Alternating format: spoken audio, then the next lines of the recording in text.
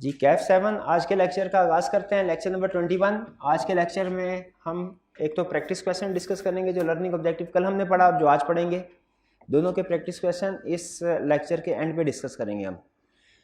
फिर new concept learning objective 7 meeting of directors की meeting के हवाले से कुछ कंसेप्ट हैं उनको हमने डिस्कस करना है। इंडेमनिफिकेशन क्या होती है, ये हमारे डायरेक्टर्स के कंसेप्ट से कैसे रेलिवेंट है इसको पढ़ेंगे।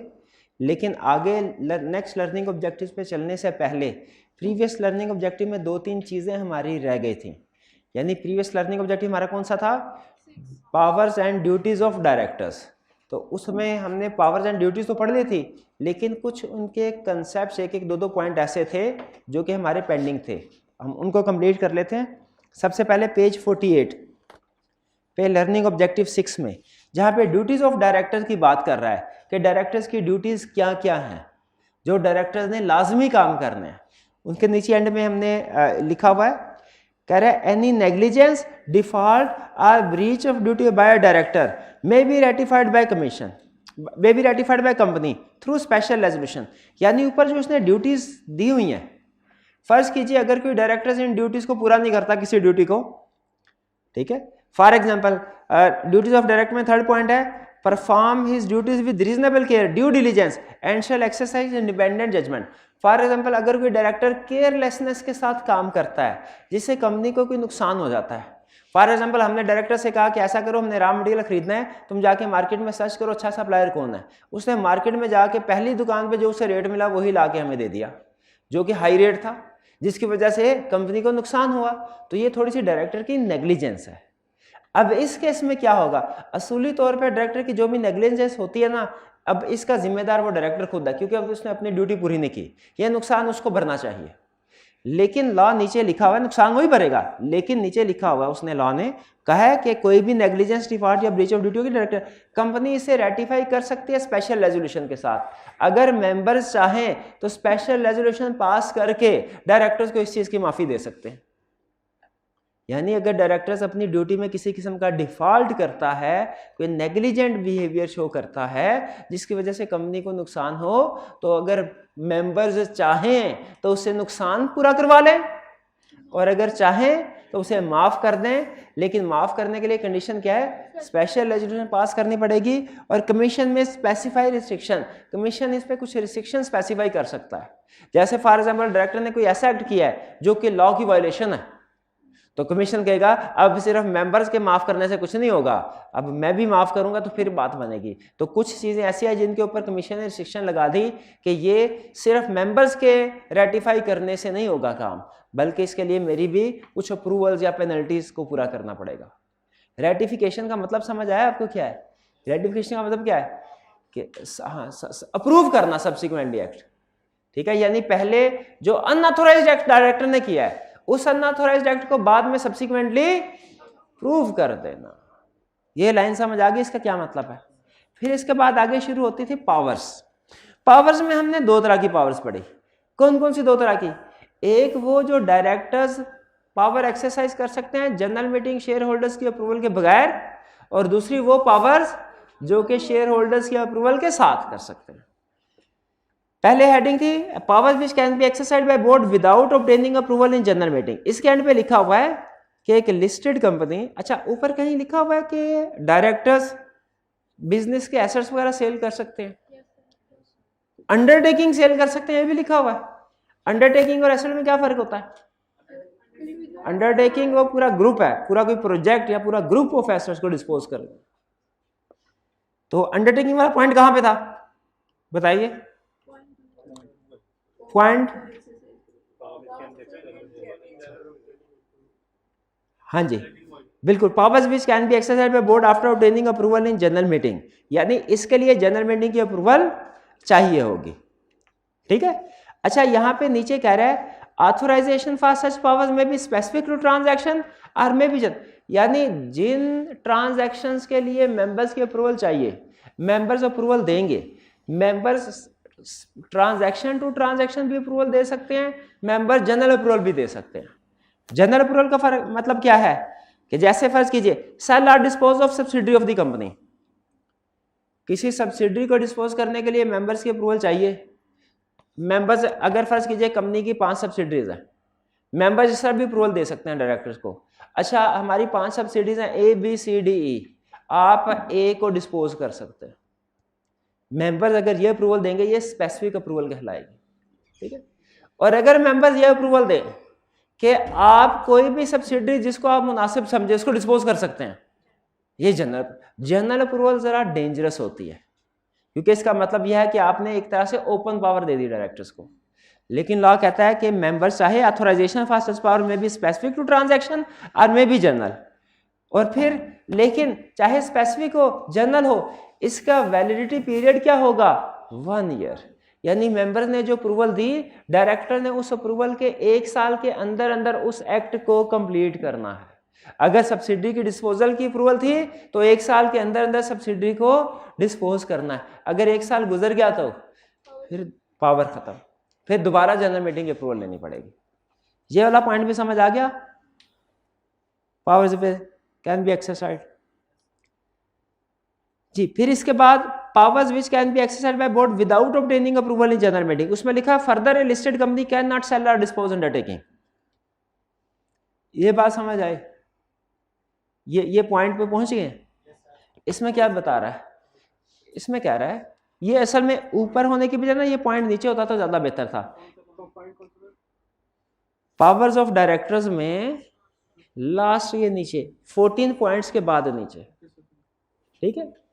इसको बेहतर है कि इसको आप एंड पे ले आके एंड पे पढ़ें, क्योंकि ये जिस पॉइंट से रिलेट कर रहा है ना, वो powers which can B exercised by board after obtaining approval in general meeting का सेकंड पॉइंट है।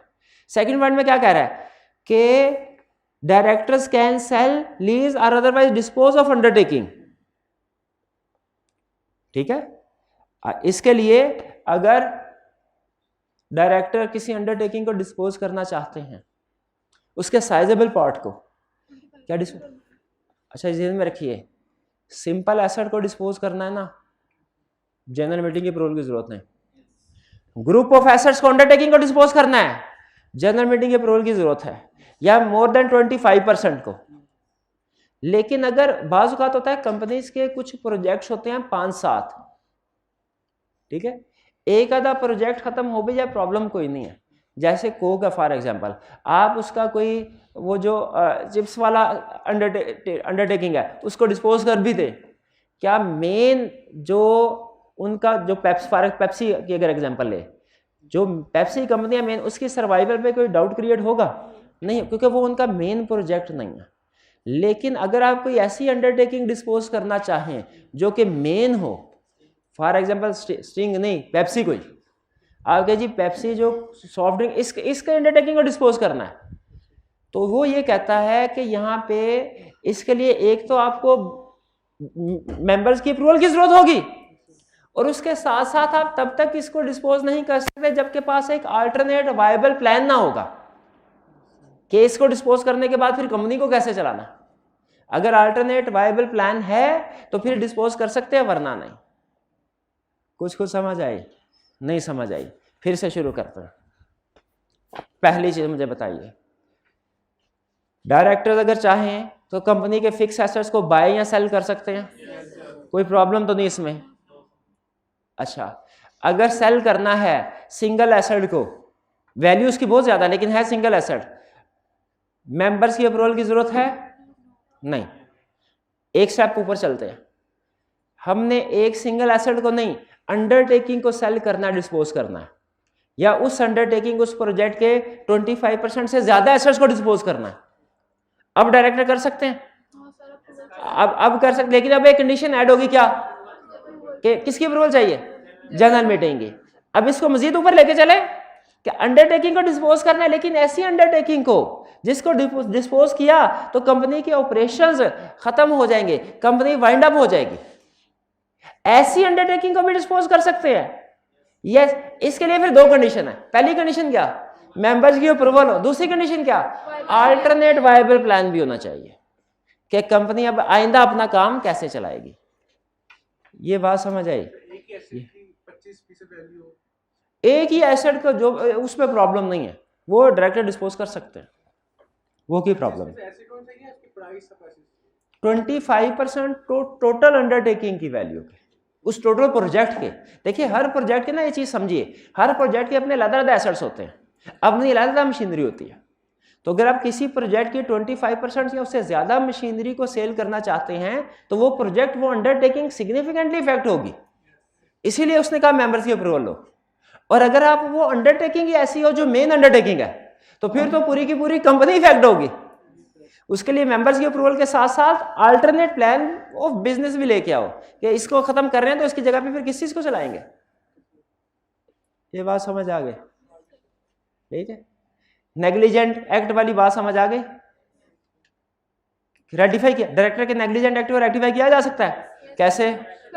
स्पेशल और कमीशन रिस्ट्रिक्शन इंपोज कर सकते। चलिए ये 2-3 पॉइंट्स थे जो कल के लेक्चर में हमने नहीं कवर किए थे, आज कंप्लीट कर दिए। क्लियर? अच्छा, एंड पे एक स्टडी टिप भी है, exam tip. All directors are equal, इसका मतलब क्या है? सारे डायरेक्टर्स के, अच्छा इसके दो मतलब है। एक मतलब इसका ये है कि हर डायरेक्टर की पावर इक्वल है, यानी कोई डायरेक्टर जिसके वोट ज्यादा है, कोई डायरेक्टर जिसके वोट कम है, इनकी पावर्स में कोई फर्क होगा? कोई फर्क नहीं है। इसका एक मतलब ये है। इसका एक दूसरा मतलब बड़ा इंटरेस्टिंग है। ये मतलब तो आपको समझ आ गया होगा ना, ये तो हमने उस कंसेप्ट में भी पढ़ा था जिसमें पढ़ा था कि बाकी सारे डायरेक्टर्स भी मिल जाए ना तो एक डायरेक्टर को रिमूव नहीं कर सकते, वो मेंबर्स ही रिमूव करेंगे। जो इसका दूसरा मतलब है वो बहुत इंटरेस्टिंग है, उसे गौर से समझिएगा। वो कहता है एक डायरेक्टर ना किसी एक डिपार्टमेंट का डायरेक्टर नहीं है, वो पूरी कंपनी का डायरेक्टर है। एक डायरेक्टर यानी वेरिएबल रिप्रेजेंटेशन नहीं है डायरेक्टर्स की। वेरिएबल रिप्रेजेंटेशन का मतलब यह है 5 डायरेक्टर्स हैं, मैं ह्यूमन सोर्स का काम देखूं तुम आईटी, मैं ह्यूमन सोर्स डायरेक्टर हूं, तुम फाइनेंस डायरेक्टर, तुम आईटी डिपार्टमेंट, तुम भी डायरेक्टर, सारे डायरेक्टर हैं, मेंबर्स ने अपॉइंट किया। हम आपस में जिम्मेदारियां बांट, प्रैक्टिकली ऐसे होता है, आपस में जिम्मेदारियां बांट ली जाती है। मैं ह्यूमन सोर्स का काम देखूंगा, तुम आईटी का काम देखना, तुम मार्केटिंग का काम देखना, तुम फाइनेंस का काम देखना, तुम ऑपरेशंस का काम देखना। जिम्मेदारी। क्वेश्चन ये है कि अगर मेरी जिम्मेदारी है, मैंने फर्ज कीजिए ऑपरेशंस का काम देखना है और ये फाइनेंस का काम देखेंगे डायरेक्टर, फाइनेंस के डिपार्टमेंट में गड़बड़ होती है, मेरी जिम्मेदारी है कि नहीं? मेरी जिम्मेदारी ये है, लॉ कहता है, क्योंकि हर डायरेक्टर पूरी कंपनी का डायरेक्टर है। बिल्कुल, वो पूरी कंपनी के अफेयर्स को चलाने के लिए अपॉइंटेड किया गया है और डायरेक्टर्स एक दूसरे के काम में इंटरफेयर कर सकते हैं, पूछ सकते हैं कि भाई ये चीज इस तरह क्यों हो रही है, ये चीज इस तरह क्यों हो रही है। यही वो बताया, ऑल डायरेक्टर्स आर इक्वल, यानी पावर्स भी इक्वल है और जो स्कोप ऑफ वर्क है उनका वो भी इक्वल है सबका। वेरिएबल रिप्रेजेंटेशन नहीं है, वेरिएबल का मतलब किसी का कम किसी का ज्यादा, ऐसा नहीं है। ये कंसेप्ट क्लियर हो गया? चलिए ये आज के लेक्चर के समझ लीजिए 2-3 थोड़े टेक्निकल कंसेप्ट थे, अगर समझ आ गए तो बाकी का लेक्चर आसान है, बाकी के लेक्चर में कोई प्रॉब्लम नहीं है। स्टार्ट करें। नेक्स्ट कंसेप्ट है हमारा मीटिंग ऑफ डायरेक्टर्स। डायरेक्टर्स की मीटिंग होती है, बिल्कुल होती है, फैसले सारे मीटिंग में होते हैं। उस मीटिंग के कुछ रूल्स हैं, वो रूल्स हम पढ़ने जा रहे हैं। और याद रखिए डायरेक्टर्स के मीटिंग के रूल्स भी हमारे सिलेबस में है और जनरल मीटिंग यानी मेंबर्स की मीटिंग के रूल्स भी हमारे सिलेबस में, और वो ज्यादा रूल्स है। डायरेक्टर्स की मीटिंग के तो सिर्फ इसी लेक्चर में खत्म हो जाएंगे, मेंबर्स की मीटिंग जो उसके ऊपर पूरा चैप्टर है। बोर्ड मीटिंग, बोर्ड मीटिंग से क्या मुराद है? डायरेक्टर्स की meeting. Board means board of directors. Frequency, कब कब मीटिंग होगी? पब्लिक कंपनी के लिए जरूरी है once in each quarter meeting हो, हर क्वार्टर में एक दफा मीटिंग हो। किस कंपनी के लिए? देखिए प्राइवेट कंपनी तो नहीं है, देखिए लिस्टेड कंपनी तो नहीं है, ठीक है, पब्लिक कंपनी है। एग्जाम में भी ध्यान से आपने इसको ध्यान में रखना है, अगर वो प्राइवेट कंपनी का लफ्ज इस्तेमाल कर दे फौरन पिक कर लेना है। ये रिक्वायरमेंट्स तो पब्लिक कंपनी के लिए। फेल होने की रीजन में से आपको एक रीजन बताई हुई है ना, ये भी क्या टाइप ऑफ कंपनीज को स्टूडेंट मिक्स कर देते हैं। तो ये रिक्वायरमेंट किसके लिए है? पब्लिक कंपनी के लिए। आगे चले। पब्लिक कंपनी ने साल फ्रीक्वेंसी ऑफ मीटिंग क्या होगी? Once in each quarter. अच्छा आप देखिए मेरा कंसेप्ट देखिएगा सही है कि गलत, मैं कंसेप्ट बना रहा हूँ अपना। इसका मतलब साल में 4, इसका मतलब है अगर एक बोर्ड मीटिंग जनवरी में हुई, एक फरवरी में हुई, एक मार्च में हुई, एक अप्रैल में हुई, तो बाकी का सारा साल मीटिंग करने की जरूरत नहीं है। ये कंसेप्ट ठीक है मेरा? गलत है कंसेप्ट। उसने ये नहीं कहा साल में 4 दफा मीटिंग होनी है, उसने क्या कहा है once in each quarter. Quarter का मतलब 3 है, जनवरी फरवरी मार्च, 3 महीनों में 1 मीटिंग होना जरूरी। आप चाहे इस क्वार्टर में 10 मीटिंग्स कर लें, कम से कम 1 होना लाजमी, चाहे 10 करने कोई इशू नहीं है, लेकिन सेकंड क्वार्टर में फिर कम से कम 1 मीटिंग करनी होगी, थर्ड क्वार्टर में फिर कम से कम 1 मीटिंग करनी होगी, फोर्थ क्वार्टर में फिर कम से कम 1 मीटिंग करनी होगी। क्लियर हुई ये बात? आगे चलते हैं। और उस क्वार्टरली मीटिंग में और कोई काम हो ना हो, एक काम जरूर होगा, क्वार्टरली फाइनेंशियल स्टेटमेंट अप्रूव होंगी। शाबाश। तो ये फ्रीक्वेंसी ऑफ मीटिंग क्लियर हो गया। फिर कोरम, कोरम किसको कहते हैं? मिनिमम नंबर ऑफ पार्टिसिपेंट्स जो के होना जरूरी है, जो कि होना जरूरी है। जैसे हमारी क्लास है, ठीक है, अब 1 दिन बाद ईद की छुट्टियां हैं, क्लास में स्टूडेंट बहुत कम है, ठीक है। नॉर्मली फर्ज कीजिए क्लास में अगर 120 स्टूडेंट्स होते हैं, आज क्लास में 15 स्टूडेंट्स 15 स्टूडेंट्स हैं, क्या हमें क्लास कंडक्ट करवानी चाहिए कि नहीं? करवानी चाहिए कि नहीं करवानी चाहिए? अच्छा ये तो मैं आपका दिल खुश करने के लिए आपसे पूछ रहा हूँ, असल में ये मैनेजमेंट का डिसीजन होता है कि कितने स्टूडेंट्स आ जाएं तो क्लास कंडक्ट करवानी चाहिए। उन्होंने कहा एक भी आ जाए तो क्लास कंडक्ट करवा लें, ठीक है, एक भी आ जाए तो क्लास कंडक्ट। फर्ज कीजिए थोड़ा सा रैशनल डिसीजन करते हैं, हमने कहा नहीं कम से कम 10 स्टूडेंट हो तो फिर क्लास होगी। अगर मैनेजमेंट ये डिसीजन करे कि 10 स्टूडेंट्स हो गए तो क्लास, तो इस क्लास का कोरम क्या होगा? 10 10 स्टूडेंट आए तो क्लास होगी, वरना क्लास नहीं होगी। अगर 8 स्टूडेंट आए तो क्लास, 12 स्टूडेंट आए तो क्लास। अच्छा अगर 8 स्टूडेंट आए और क्लास कर दी जाए, लॉ ये कहता है इस क्लास का कोई लीगल स्टेटस नहीं होगा, ये आपको अगले दिन दोबारा करवानी पड़ेगी क्योंकि आपने कोरम की वायलेशन की है। ये कोरम याद रखिए बोर्ड मीटिंग का भी होता है, ये कोरम जनरल मीटिंग का भी है। बोर्ड मीटिंग का भी कोरम है लेकिन रूल डिफरेंट होंगे, तादाद डिफरेंट होगी, लेकिन बोर्ड मीटिंग का भी कोरम होता है और जनरल मीटिंग का भी कोरम होता है। बोर्ड मीटिंग अभी हमको किस मीटिंग का कोरम पढ़ने जा रहे हैं? बोर्ड मीटिंग का। लिस्टेड कंपनी है तो कोरम क्या होगा? अनलिस्टेड है तो कोरम क्या होगा? लिस्टेड कंपनी है तो कोरम होगा 1/3 R4 whichever is higher. Listed company का कोरम क्या है बोर्ड मीटिंग का? 1/3 R4 whichever is higher, 1/3 R4 whichever is higher, 1/3 R4 whichever is higher. ये क्या है? ये कोरम है किसका? बोर्ड मीटिंग, लिस्टेड कंपनी की बोर्ड मीटिंग का। और अनलिस्टेड कंपनी की बोर्ड मीटिंग का कोरम क्या है? जो आर्टिकल्स में लिखा होगा, जो आर्टिकल्स में लिखा। इसका मतलब है लॉ ने सिर्फ लिस्टेड कंपनी का कोरम बताया बोर्ड मीटिंग का, अनलिस्टेड का उन्होंने आर्टिकल्स में छोड़ दिया, ठीक है। कोरम क्या था बोर्ड मीटिंग का? Minimum number of members director to start meeting था क्या? 1/3 और 4 व्हिचएवर। नहीं पहले बताइए लिस्टेड क्या अनलिस्टेड? लिस्टेड, लिस्टेड का क्या है? 1/3 और 4 1/3 और 4 व्हिचएवर इज हायर। अनलिस्टेड का क्या है? अनलिस्टेड जो आर्टिकल में लिखा हो। अच्छा 1/3 और 4 विच, अच्छा कभी कभी ना मैं 1/4 और 3 व्हिचएवर इज हायर ये भी बोल जाता हूँ। अगर मैं ये बोल जाऊँ तो आप मुझे बता दीजिएगा कि सर आपने गलत बोला, पक्की बात है गलत है, सही क्या है? 1/3 और 4 व्हिचएवर इज हायर। हाँ अच्छा अब चलें वीडियो कॉन्फ्रेंसिंग। वीडियो कॉन्फ्रेंसिंग आपको पता है क्या होता है? मीटिंग, जैसे जूम मीटिंग है, कभी आपने जूम, व्हाट्सएप की भी होती है, हाँ व्हाट्सएप भी बिल्कुल वीडियो कॉल जो हो रही होती है। हाँ तो जो वीडियो कॉन्फ्रेंसिंग होती है मतलब वीडियो कॉल के जरिए से मीटिंग्स होती हैं, उन्हें कहते हैं वीडियो कॉन्फ्रेंसिंग।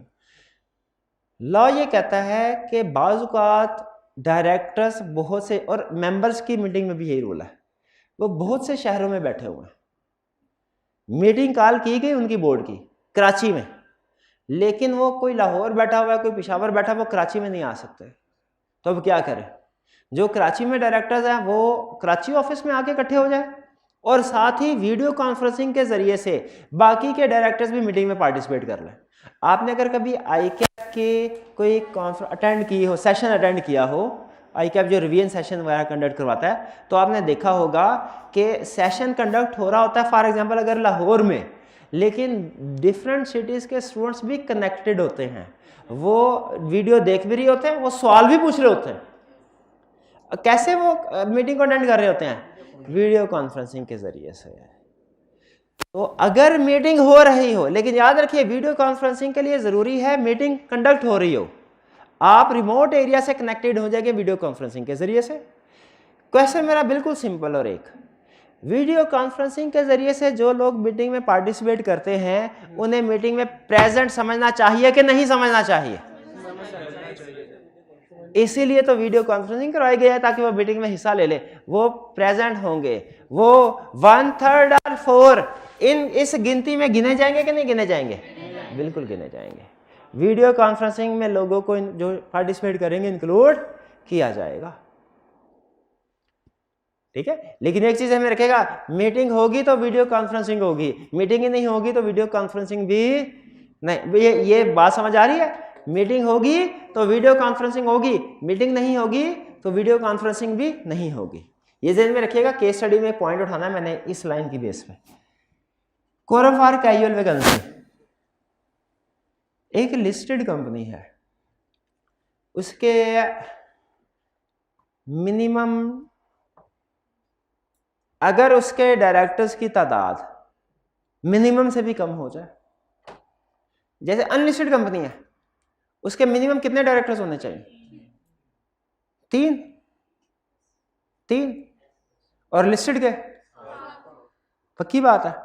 अच्छा, लिस्टेड कंपनी है, उसके 7 डायरेक्टर्स हैं, कोरम कितना है उसका? कोरम है 1/3 और 4 विच एवर इज हायर। 7 है, 7 का 1/3 क्या होगा? 7 का 3 कम 3 2.3 डायरेक्टर तो होंगे ना, गर्दन थोड़ी आएगी सिर्फ, तो पूरे का पूरा डायरेक्टर ही आएगा। तो 2.3 को 3 कर लें,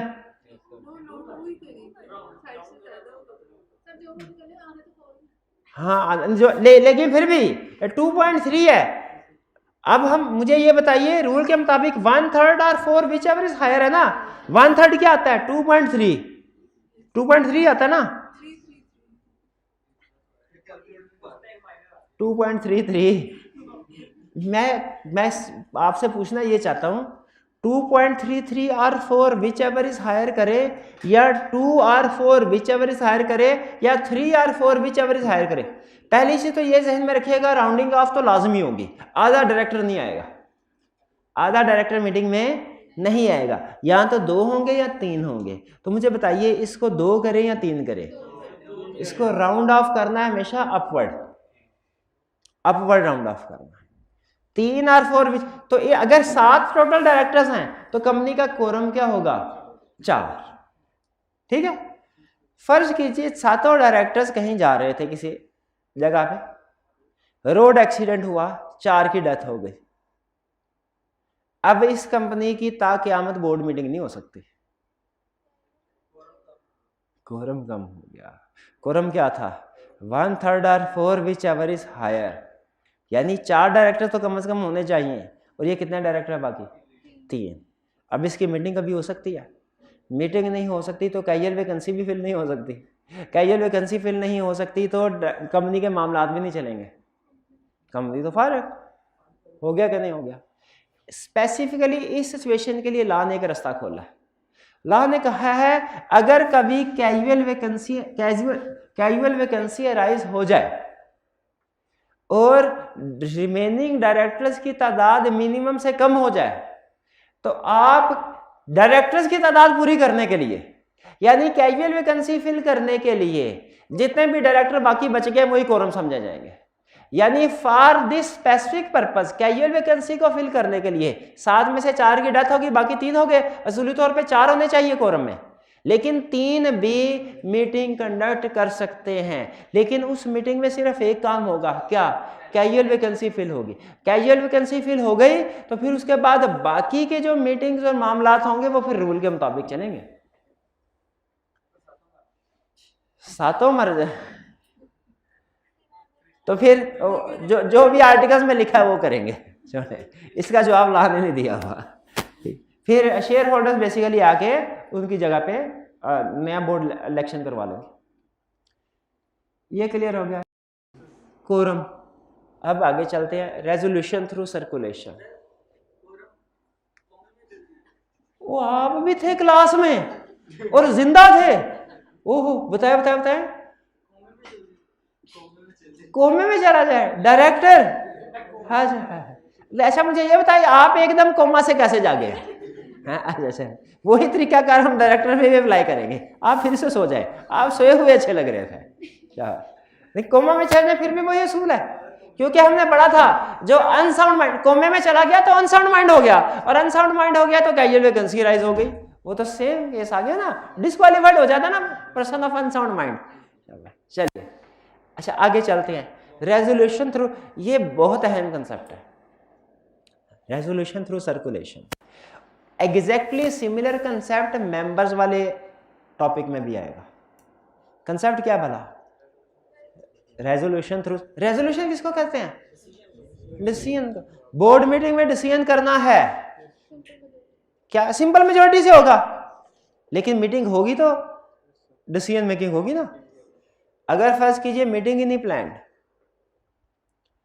मीटिंग अभी हुई है 2 हफ्ते पहले, और फिर फौरन कोई ऐसा मामला सामने आ गया जिस पे डायरेक्टर्स की अप्रूवल की जरूरत है, अब अनकरीब मेंबर्स डायरेक्टर्स की मीटिंग प्लान नहीं की गई, क्या कोई ऐसा रास्ता है कि अजीब फरमाइश सुनिए जरा, फरमाइश बहुत अजीब है, क्या मीटिंग करवाए बगैर डिसीजन करवा लिया जाए? मीटिंग करवाए बगैर, क्या बोर्ड मीटिंग करवाए बगैर बोर्ड रेजोल्यूशन पास हो सकती है? Question simple. अगर नहीं हो सकती होती तो मैं ये सवाल ही ना पूछता। Common sense. हो सकती है, हो सकती है। कैसे हो सकती है यही उसने बताया है। रेजोल्यूशन थ्रू सर, ये resolution through meeting, normally resolution होती है pass through meeting. Normally resolution कैसे पास होती है? थ्रू, लेकिन ये ऐसी रेजोल्यूशन है जो कैसे पास हो रही है? Through circulation. सर्कुलेशन का मतलब क्या है? Without meeting. यानी इसका कंसेप्ट सुन लीजिए, सारे डायरेक्टर्स बैठे हैं, कंपनी सेक्रेटरी ने कोई रेजोल्यूशन पास करनी है किसी भी मामले पे, कोई इशू उठा ले, कोई मुद्दा उठा ले, क्या क्या करना चाहते हैं बताइए, किस चीज की रेजोल्यूशन थ्रू सर्कुलेशन पास करवाएं बताए? डिविडेंड। क्या डिविडेंड? इंटरिम डिविडेंड की अप्रूवल। चलिए, मीटिंग होनी चाहिए वैसे तो, उसमें बोर्ड मीटिंग होनी चाहिए, लेकिन फर्ज कीजिए कि भाई ने कहा या कोई अंडरटेकिंग सेल करनी है, अभी तो पढ़ा है पावर थी, अंडरटेकिंग सेल करनी है, अप्रूवल चाहिए, तो क्या किया हमने? कैसे? या कोई भी केस हो सकता है, सारा रेजोल्यूशन तैयार किया ऑन पेपर सारे डायरेक्टर्स को सेंड कर दिए उनके एड्रेस पे, किसी के ईमेल के एड्रेस पे, किसी के घर पे एड्रेस पे, और उन्होंने कहा इसको पढ़ लीजिए। अच्छा, उसके साथ ना सारे दूसरे वर्किंग पेपर या डिटेल लगा दी रेजोल्यूशन के साथ। यानी फर्ज कीजिए अगर हमने ये रेजोल्यूशन पास करनी है कि इंटरिम डिविडेंड पे करना है, तो फिर डिटेल भी साथ में लिख दी कि इस साल प्रॉफिट कितना हुआ है, कितना हम रिजर्व रख रहे हैं, और कितना डिविडेंड के तौर पे कर रहे हैं। अगर एसेट्स वगैरह सेल करने हैं तो बता देना कौन से एसेट सेल कर रहे हैं, क्यों सेल कर रहे हैं। यानी रेजोल्यूशन के साथ साथ उसके वर्किंग पेपर लाजमी अटैच करने हैं ताकि सारी डिटेल पता चल जाए उनको, डायरेक्टर। तो कंपनी सेक्रेटरी क्या करेगा? सारे डायरेक्टर्स को रेजोल्यूशन सेंड करेगा उनके एड्रेस पे, सारे डायरेक्टर्स उसको पढ़े वर्किंग पेपर के साथ, डिटेल्स के साथ, सारे डायरेक्टर्स उनको पढ़ेंगे और ऊपर यस या नो लिख के वापस सेंड कर देंगे। इसको कहते हैं रेजोल्यूशन थ्रू सर्कुलेशन। लेकिन इसके कुछ रूल्स है। एक दफा आपने अगर ओके या नॉट ओके जो भी वोट कास्ट कर दिया, आप अपनी अप्रूवल को रिवोक नहीं कर सकते, बाद में कैंसिल नहीं कर सकते। ठीक है, हमारे एक लिस्टेड क्लाइंट था, पुरानी बात है, उस वक्त तो ये प्रोविजन होती भी नहीं थी, लेकिन वो मिलते जुलता सिस्टम उन्होंने रखा हुआ था। जब कभी सीईओ बाहर के मुल्क में जाता था, जो भी अप्रूवल्स उन्होंने लेनी होती थी, अब क्या सीईओ को ये कहते थे कि भाई वापस आओ मीटिंग होनी है उसमें अप्रूवल होगी? नहीं, क्या करते थे, वर्किंग पेपर सारे ईमेल के जरिए से उनको सेंड कर देते थे और वो वहां से सारा पढ़ के ओके नॉट ओके, एक एक लाइन का भी बाजू का तो अप्रूवल दे देता था कि ठीक है ये प्रोजेक्ट चलाओ या ये काम नहीं करना। तो सर्कुलेशन के जरिए से भी फैसले होते हैं, सर्कुलेशन के जरिए से भी फैसले हो, लेकिन ये लेस प्रेफर्ड वे है, ये सिर्फ इमरजेंसी सिचुएशन में किया जाता है, वरना नॉर्मली बेहतर ये होता है सारे डायरेक्टर फेस टू फेस बैठे अपने अपने आर्गुमेंट दे, उनके एक दूसरे के आर्गुमेंट को कंसीडर करने के बाद फैसला किया जाए। रेजोल्यूशन थ्रू सर्कुलेशन का कंसेप्ट समझ आ गया? अच्छी चीज है कि बुरी चीज है? अच्छी चीज, पसंद आई आपको? चलिए, वो क्या कहता है, वैलिडिटी कहता है अगर आप थ्रू सर्कुलेशन कोई भी रेजोल्यूशन पास करते हैं, ये अप्रूव होगी बाय मेजॉरिटी ऑफ डायरेक्टर्स और ये उतनी ही इफेक्टिव होगी जैसे कि प्रॉपर मीटिंग होती और उसमें रेजोल्यूशन पास होती। लीगल स्टेटस में किसी किस्म का फर्क नहीं है, लीगल स्टेटस में किसी किस्म का फर्क नहीं, valid and effective as if pass at a board meeting. ये क्लियर हो गया? आगे चलते हैं। मतलब 1/4 में से साइन करना चाहिए। नहीं 1/3 और 4 तो कोरम के लिए है ना, वो तो कोरम के, यहाँ पे जो अप्रूवल होगी मेजोरिटी के बेस पे होगी। यानी देखिए जब रेजोल्यूशन सर्कुलेट की गई ना सबको, कुछ उससे मुतफिक होंगे कुछ मुतफिक नहीं होंगे, जो मुतफिक होंगे वो ओके अप्रूव्ड का साइन करके भेजेंगे और जो उससे एग्री नहीं करेंगे वो नॉट अप्रूव्ड का मैसेज। एंड पे आके सब सारे वोट्स काउंट कर लिए जाएंगे कि कितने डायरेक्टर ने यस कहा है, कितने डायरेक्टर ने नो कहा है। यस की तादाद ज्यादा हुई तो अप्रूव हो जाएगी रेजोल्यूशन, नो की हुई ज्यादा तादाद तो रिजेक्ट हो जाएगी। रूल्स क्या है, रेजोल्यूशन थ्रू सर्कुलेशन पास करने की इजाजत है, शर्त क्या है कि ये सर्कुलेट करवाई जाए ऑल डायरेक्टर्स को। ऐसा ना हो मर्जी के डायरेक्टर को सर्कुलेट करवा दे जिसके बारे में पता हो कि ये अप्रूव करेगा और जिसके बारे में अंदाजा हो कि ये अप्रूव नहीं करेगा उसको सर्कुलेट ही ना करवाए। ऐसे नहीं करना, सर्कुलेट करवाना है सारे डायरेक्टर्स को along with necessary paper. Necessary paper से क्या मुराद है, जो रेजोल्यूशन से रिलेटेड डॉक्यूमेंट्स पढ़ना समझना जरूरी है, जिस पे डिटेल इंफॉर्मेशन होगी इसके बारे में। Signed in direct writing, directors कैसे इसको करेंगे, साइन रिटन फॉर्म में साइन करेंगे। नो रेवोकेशन, एक दफा डायरेक्टर ने साइन कर दिया अप्रूवल का और कंपनी को भेज दिया, बाद में अपने वोट को चेंज नहीं कर सकते। टू बी नोटेड, अच्छा अहम क्वेश्चन, रेजोल्यूशन पास हो गई, रूल ये है कि जो भी रेजोल्यूशन जो भी फैसले होते हैं ना मीटिंग में, उन्हें मिनट्स में डॉक्यूमेंट किया जाता है। हर मीटिंग के मिनट्स बनते हैं और उन मिनट्स में लिखा जाता है कि इस मीटिंग में क्या क्या फैसले हुए। मेरा क्वेश्चन ये है कि ये जो रेजोल्यूशन पास हुई है ये किस मीटिंग के मिनट्स में आएगी, पिछली मीटिंग के जो हो चुकी है कि अगली मीटिंग में जो होनी है, कि किसी में भी नहीं, कि किसी में भी नहीं, नेक्स्ट मीटिंग में। शाबाश, to be noted in the minutes of next meeting.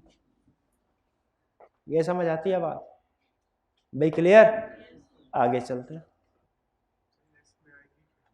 Next में आएगी क्यों भाई, किसी ना किसी मीटिंग के मिनट्स में तो आना चाहिए, इससे रिकॉर्ड रखना है ना कि ये भी फैसला हुआ है। तो आपके पास क्या ऑप्शन है, प्रीवियस मीटिंग के मिनट्स फाइनल हो चुके हैं और नेक्स्ट मीटिंग के मिनट्स हैं, तभी उनमें ऑफिशियली इसको भी इंक्लूड कर दिया जाएगा। नहीं, प्रेजेंट मीटिंग तो हो ही नहीं रही ना। ये फर्ज कीजिए एक मीटिंग हुई है 1 तारीख को, 1 अप्रैल को, अगली मीटिंग होनी है 1 मई को, आज है 15 अप्रैल। 15 अप्रैल को तो मीटिंग हुई ही नहीं। ये जो रेजोल्यूशन पास हो रही है किस वजह से हो रही है, मीटिंग ही नहीं है, तो करंट मीटिंग तो कोई है ही नहीं। अब क्वेश्चन बाकी रह जाता है प्रीवियस मीटिंग के मिनट्स में इंक्लूड करेंगे नेक्स्ट में। प्रीवियस मीटिंग के मिनट्स चूंकि फाइनल हो चुके हैं, कंक्लूड हो चुके हैं, इसलिए अब ये नेक्स्ट मीटिंग में ही इसको इंक्लूड किया जाएगा। Record of resolution and meetings, company की जितनी भी मीटिंग्स हैं उन सब का रिकॉर्ड रखा जाएगा। अच्छा बताइए, मीटिंग होती है उसमें फैसले होते हैं, क्या सबूत है इस चीज का कि मीटिंग में क्या क्या फैसले हुए हैं? मिनट्स। जब कभी कोर्ट में कोई केस पहुंचता है ना कोर्ट में, तो कैसे फैसला होता है।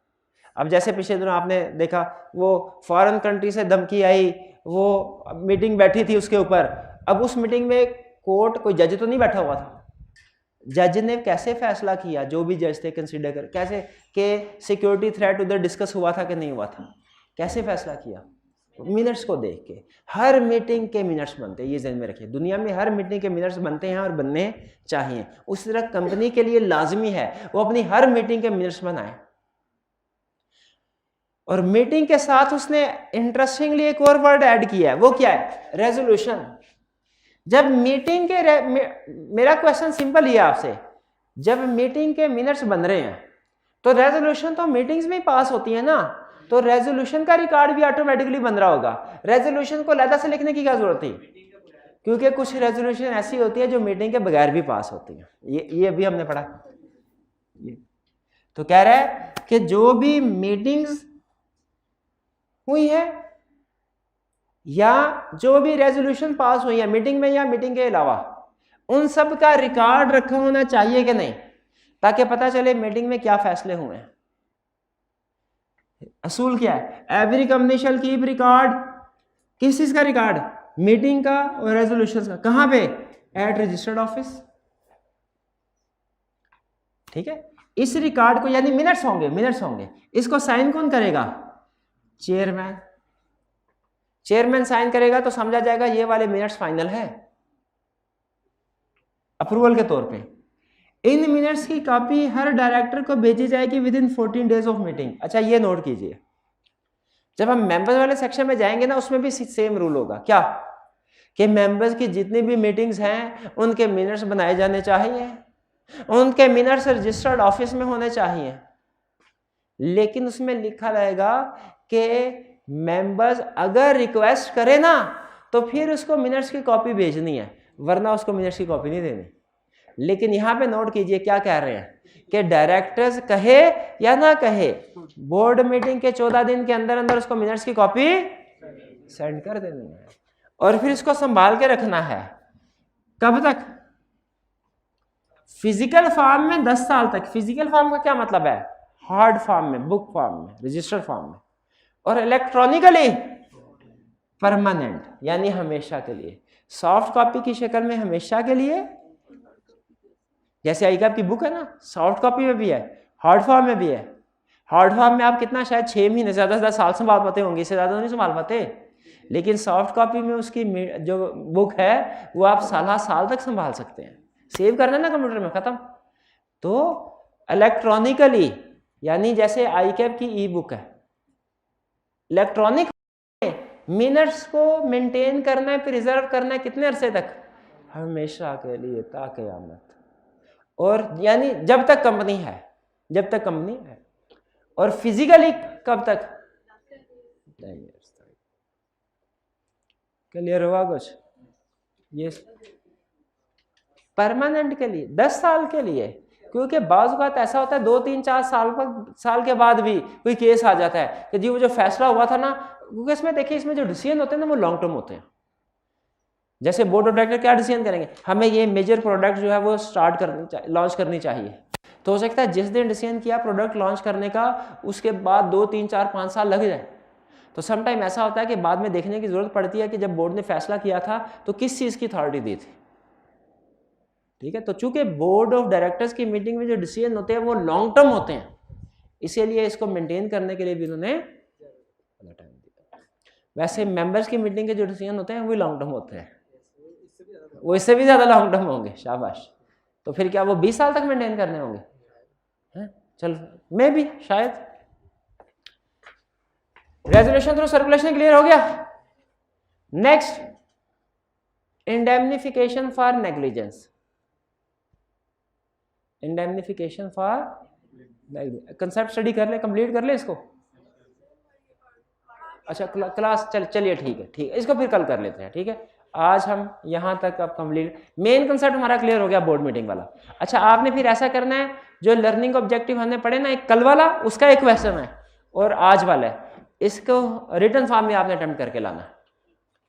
ठीक जी, क्विक रिवीजन सुनना, क्विक रिवीजन सुनना, हाँ शाबाश, ये जरूर एंड में मुझे याद करवा दिया कि क्विक रिवीजन। आज हमने क्या सीखा? बोर्ड मीटिंग के बारे में सीखा। भाईजान हाँ उठ जाए, अब 2 मिनट में इंशाल्लाह आपकी कसर पूरी होने वाली है। बोर्ड मीटिंग किसकी होती है? डायरेक्टर्स की। कि साल में कितनी दफा होनी चाहिए? साल में नहीं, क्वार्टर में, 1 इन ईच क्वार्टर लाजमी होनी चाहिए। इसका कोरम क्या होगा? इसका कोरम होगा 1/3 और 4 विच एवर इज हायर। ये कोरम को लाजमी याद कर लीजिए, ये केस स्टडी में टेस्ट करता होता है। कोरम लाजमी है 1/3 और 4 विच एवर इज हायर। हाँ, और इसमें वीडियो कॉन्फ्रेंसिंग के जो पार्टिसिपेशन करेंगे उनको शामिल करना है। और अगर कैजुअल वैकेंसी क्रिएट हो जाए और डायरेक्टर्स की तादाद कोरम से भी कम हो जाए तो कैजुअल वैकेंसी फिल करने के लिए उतनी तादाद को ही कोरम समझ लिया जाएगा। लेकिन जब कैजुअल वैकेंसी फिल हो गई फिर नॉर्मल रूल लगेगा 1/3 और 4 whichever is higher. Unlisted company का कोरम क्या है?